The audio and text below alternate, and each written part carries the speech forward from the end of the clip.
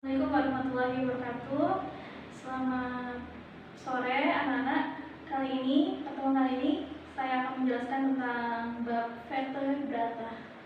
Nah, sebelum kita membahas vertebrata, lebih baik kita mengetahui apa itu sistem penamaan dalam klasifikasi. Nah, tujuannya klasifikasi ini untuk membedakan antara makhluk hidup satu dan makhluk hidup yang lain ya, untuk mengetahui persamaannya dan perbedaannya. Nah, kita mulai sistem penamaan dengan kingdom, family, phylum, clasis, order, familia, genus, spesies. Kingdom ini artinya kerajaan. Nah, ada kerajaan yang paling besar yaitu kerajaan plantae dan kerajaan animalia atau hewan. Plantae tumbuhan, animalia hewan. Phylum ini adalah kalau phylum ini untuk penamaan phylum untuk hewan dan divisio untuk tumbuhan ya. Kelas, keluarga besar, ordo, bangsa, familia, suku, genus, marga, spesies, jenis. Nah, sistem penamaan ini mengikuti ilmuwan ternama yaitu Carolus Linnaeus dengan sistem penamaan binomial nomenklatur. Apa itu binomial nomenklatur? Yaitu penamaan yang berdasarkan huruf pertama adalah besar, lalu diikuti dengan kata selanjutnya yaitu dengan huruf kecil. M ini kecil ya. Lalu ini cetak miring ya, tapi kalau misalnya kalian menuliskan di buku, boleh dipakai garis bawah. Tujuannya untuk menandai kalau yang kalian tulis ini hurufnya miring. Salah satu contohnya kita ambil Yemais ya. Yemais ini apa? Jagung. Kingdomnya plantae, divisinya spermatopita. Kalau divisi biasanya diakhiri huruf pita. Itu sudah ketentuannya seperti itu. Ordo Ales Graminales. Gramine itu artinya rumput-rumputan ya. Family Graminae. Ini juga Eae atau Seae sama. Genus Zea, spesiesnya Zea mais atau jagung. Kalau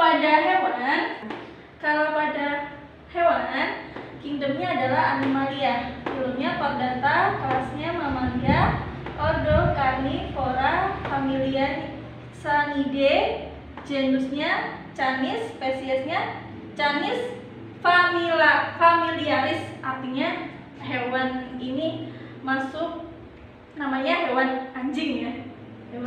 Jadi penamaannya Canis familiaris. Kalau pada hewan tidak ada kayak tumbuhan kan kita ales air. Kalau ini tidak ada. Jadi kalian bisa tahu lewat buku penamaan sendiri ya. Ada buku klasifikasi. Ya.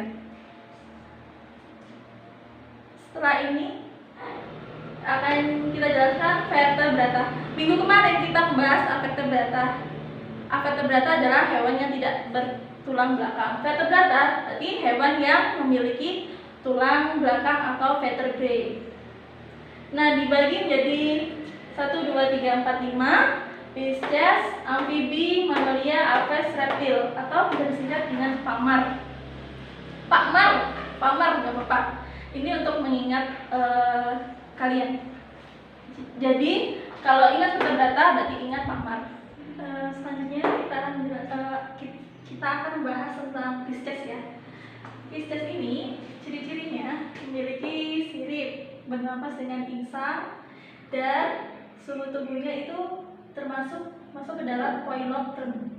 Artinya suhu mengikuti suhu lingkungan. Jadi adaptasinya sama dengan lingkungan ya. Kan kalau ikan berarti mengikuti suhu yang ada pada air. Contoh contohnya berkembang biaknya dengan ovipar, yaitu bertelur. Contoh dari keluarga Pisces itu ikan. Selanjutnya kita akan membahas amfibi. Amfibi ini ciri-cirinya hidup di dua lingkungan.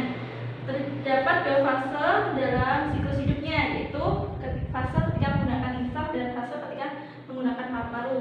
Menggunakan insang ketika dia fase berwudu, ketika dalam air. Nah, kalau sudah menjadi katak muda atau katak dewasa, menggunakan paru-paru. Terjadi evolusi ya. Terus suhunya juga sama, bergantung dengan lingkungan koilokterm dan berkembang biak dengan ovipar, yaitu bertelur. Selanjutnya kita akan bahas tentang mamalia. Mamalia, ciri yang paling menonjol adalah memiliki kelenjar mamai atau kelenjar susu ya. Jadi memiliki puting susu. Itu ciri dari mamalia. Terus selain itu, dia suhu tubuhnya mengikuti homoitem, yaitu suhunya lebih tinggi daripada lingkungan. Jadi misalnya suhu mamalia, suhu misalnya sapi itu lebih tinggi dari suhu yang ada pada lingkungan. Berkembang biaknya dengan cara melahirkan atau vivipar dan menggunakan paru-paru dan memiliki ini juga ciri yang tidak dimiliki famili lain, yaitu memiliki daun terenyah. Contohnya primata, kera-kerahan, sapi, kambing itu masuk ke mamalia. Selanjutnya kita akan bahas Aves. Aves ini ciri-cirinya yang memiliki sayap, ya. Terus sayap atau bulu, memiliki sayap atau bulu. Bulu itu kalau satu, kalau banyak jadi sayap, bulu sayap. Terus menggunakan paru-paru, memiliki sistem pernafasan dengan sistem pundi-pundi udara. Jadi dia mengumpulin udara, menggembung. Jadi kalau di pundi-pundi itu pundi-pundi udara adalah cadangannya dia. Nah, kalau ketika cadangannya habis, dia akan ke daerah datar ya, yaitu ke pohon-pohon. Tapi kalau udah penuh, yaitu dia akan terbang. Terus bentuk tubuhnya itu aerodinamis, ini untuk memudahkan dia untuk terbang. Berkembang biaknya dengan ovipar, yaitu bertelur. Suhunya homoitem, sama kayak mamalia, yaitu suhunya lebih tinggi daripada suhu lingkungan. Selanjutnya, yang terakhir kita akan membahas reptil. Reptil ini suhu tubuhnya bergantung sama lingkungan, makanya koilokterm. Dia melata ya, reptil ini melata menggunakan otot perut. Berkembang biak, dia dua, memiliki bisa ovipar, bisa vivipar. Ovipar bertelur dan melahirkan.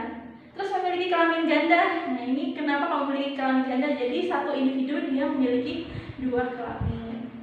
Contohnya ular, komodo, dan kadal.